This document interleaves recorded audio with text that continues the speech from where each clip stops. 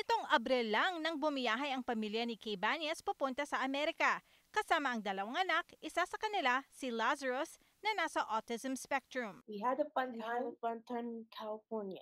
Naging matulungin man daw ang staff sa YVR nang mag-check-in ng pamilya, medyo nabigo sila nang humingi ng autism help kits o kaya ng sunflower lanyards na pwedeng makatulong para ma-identify ng airport staff na may kasama silang batang may autism.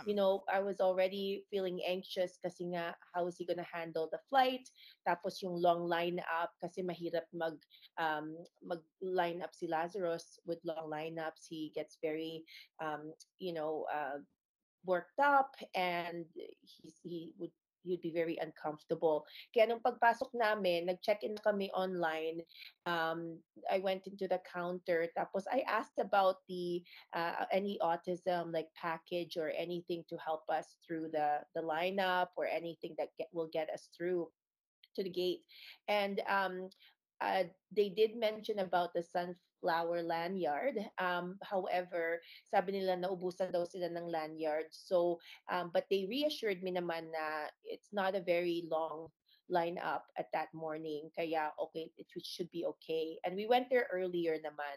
This interactive tool enables you to practice your air travel skills so that you can feel prepared and confident.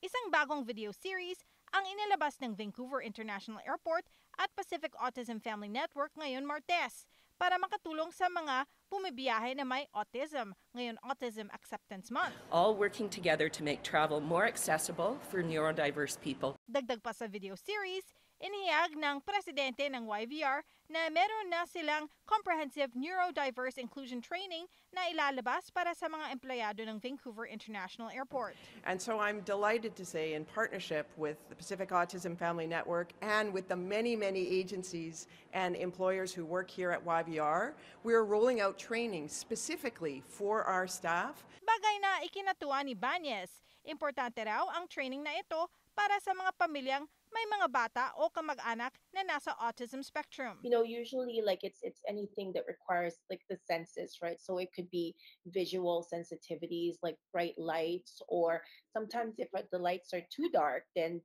that's also a sensitivity that they like a brighter light. So it really depends on the person. It could be a particular smell, it could be something that a touch thing, that sensitivity for touch. May bagong resources man ang YVR sa dagdag training para makatulong sa mga may autism.